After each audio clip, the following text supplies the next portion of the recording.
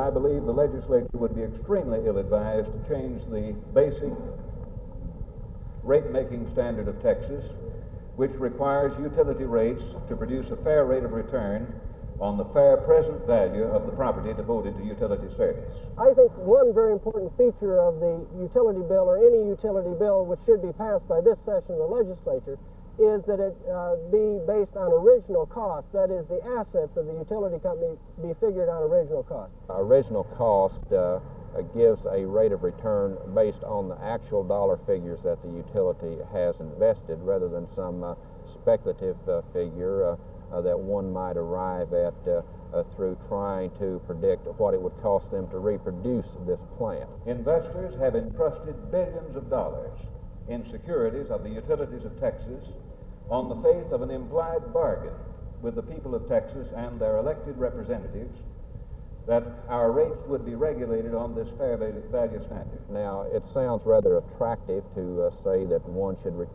obtain a return on the present value of his property.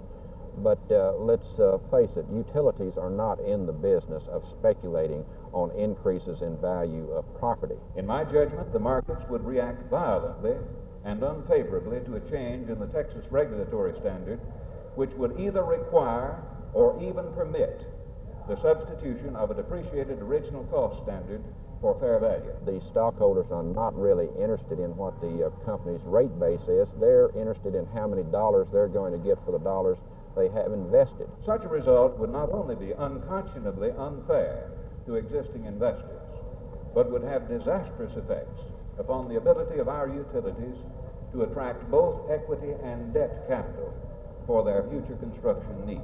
They can obtain the same return to the stockholders' equity simply by providing a rate of return that's somewhat higher on an original cost basis as they obtain through using the fair value method. If that is done, I think there's a possibility that the rates in some instances will go down. All this in an era in which utilities face the most challenging capital requirements in their history. Now, the reason the utilities like to use it are twofold. Number one, it's very easy to confuse city councils or anybody through the use of the manipulation that goes into fair value, because there is always arguments as to what the cost of reproducing this property should be.